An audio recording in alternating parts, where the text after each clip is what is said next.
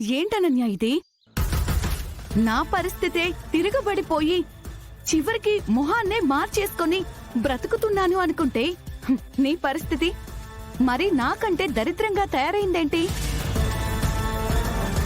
జరిగింది చెవులతో విన్న నీకే ఇట్ట అనిపిస్తా ఉండదంటే ఆ దరిద్రాన్నంతా అనుభవిస్తున్న మా పరిస్థితి ఇంకా ఎట్టా ఉంటుందో అర్థం చేసుకోమ్మి. ఏందో ఏదో బతుకు. ఆడ పోలీసులతోనూ ఏడ ఆయన ఇంట్లోనూ ఒంటి నిండా వాతలు పడేలా తన్నులు తిని మా మీద మాకే రోత పుడతా ఉండది. ఎట్టాంటి చండాల అవమానం మాకు జరిగింది కాబట్టి సరిపోయి ఉండాది. కానీ ఏ పరువుగల మనుషులకు జరుగుంటే అసలు ఈ పాటికి ఎప్పుడో ఊరేసుకు సచ్చేవాళ్ళు. అమ్మా అంటే మనం పరువు తక్కువని అంటున్నావా? తక్కువ నేను ఏడన్నానమ్మి. అసలు మనకి పరువే లేదంటేను. అసలే తిక్క మీదున్నాను. చిరుకు పెడితే చంపేస్తాను. ఈ స్పెషల్ గా నువ్వు చంపేదేముంది మే? నీ దరిద్ర పడి అలా బారిన పడి నేను ఎప్పుడొకప్పుడు సపా కట్టేయడం గ్యారంటీనే. అబ్బా మీరింకాపుతారా? వేసిన ప్లాను వర్కౌట్ కానప్పుడు మీకే కాదు నాకు ఇలాగే ఉంటుంది.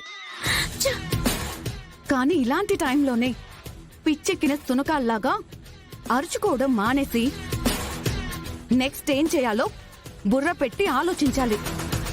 అదే ఆలోచనలో ఉన్నాను సమీరా. కానీ పాదరసంలా పరుగు తీసే నా బ్రెయిన్ ఆ అత్తకోడల ఇంటెలిజెన్స్ ముందు కాన్షియస్ అయిపోయి అక్కడే ఆగిపోతుంది. నేను ఎంత పెద్ద స్కెచ్ వర్కౌట్ చేసినా ఏదో ఒక క్లూతో వచ్చి దెబ్బ కొట్టేస్తున్నారు. అలా అని ఇలా డిసప్పాయింట్ అయిపోయి ఇక్కడే ఉండిపోతావా? నెవర్. ఏది ఏవైనా నేను అనుకున్నది మాత్రం సాధించకుండా విడిచిపెట్టే ప్రసక్తే లేదు. ఆ ఇంటిని ముక్కలు ముక్కలు చేయాలన్న నా కల కలగానే మిగిలిపోవటానికి నేను ఒప్పుకోను. అందుకు నీకున్న ఏకైక బలం దారి ఒకే ఒక్క దామిని అనన్య. ఇంకెక్కడ దామిని అమ్మి? ఆ పిల్ల కూడా మొహాన చీకొట్టి పోయి ఉండదుగా. ఆ దామిని చీకొడితే మాత్రం దాని ద్వారా ఆ ఇంట్లో గొడవలు సృష్టించలేనా? ఏందమ్మి నువ్వనేది? మళ్ళా కొత్త స్క్రీన్ ప్లేకి తెరతేస్తాండవా? మంచిదమ్మి. కానీ ఇంకా ఏం చేద్దాము? జనాలు కోరుకునేది కూడా ఇదే కదా.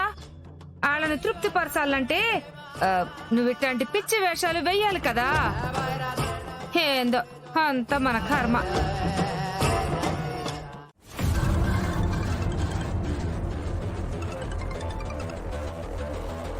హలో, ఎవరు? నమస్తే మేడం, మైసెల్ఫ్ రంగనాథ్.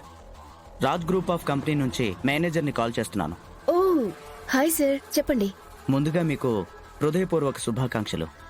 మొన్న సీఎం గారి డాటర్ శారీని మీ కంపెనీయే తయారు చేయటం, ఇండియా వైడ్ ఆ శారీకి జనం నుంచి గొప్పగా అప్లాజ్ రావడం మాకు చాలా సంతోషంగా ఉంది madam. Oh thank you so much sir. Ashtalakshmi శారీతో మీరు సంపాదించుకున్న ఈ క్రేజ్ వల్ల మా కంపెనీ మీ లీలావతి టెక్స్టైల్లో పెట్టుబడి పెట్టాలన్న ఆలోచనలో ఉంది. ఏంటి సార్ మీరు అనేది?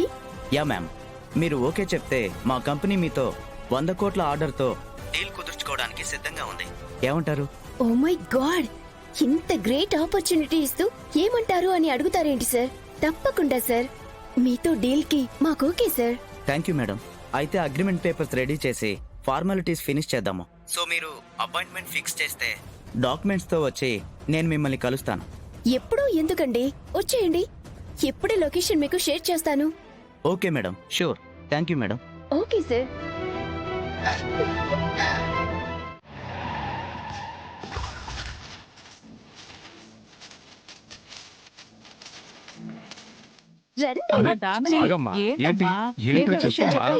చెప్పమ్మా.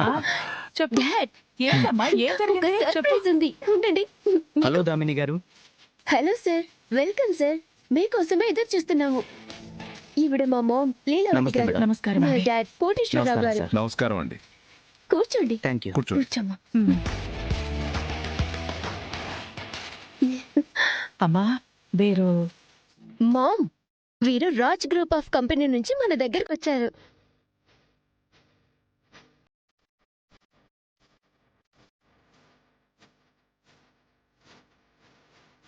ఓ అలాగా. ఆ, ఆ. మేడం, మీరు లీలావతి టెక్స్టైల్ కంపెనీ కొత్తగా స్టార్ట్ చేశారు.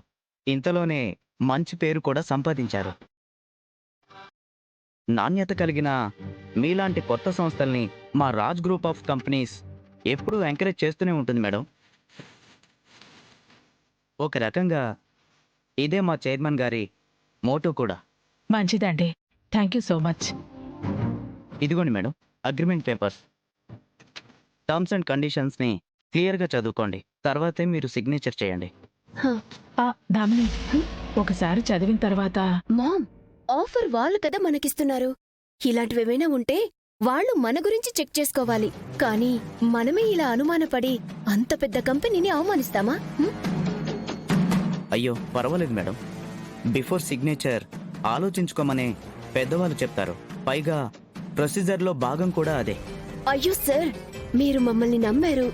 మేము మిమ్మల్ని నమ్మకపోవడం కరెక్టా?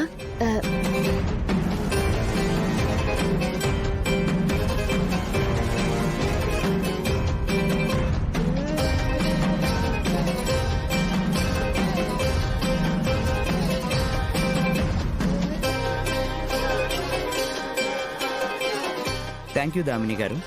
మీరు వెంటనే స్టాక్ సిద్ధం చేసి పెట్టారంటే ఒక్కసారి యాజ్ పర్ కంపెనీ రూల్ ప్రకారం స్టాక్ రిసీవ్ చేసుకుంటాము. దెన్ టర్మ్స్ వైజ్ గా చెక్ రిలీజ్ చేస్తాము. Okay sir, thank you so much. Okay, వస్తాను మేడం. మంచిదండి. వస్తాను సార్. నమస్తే.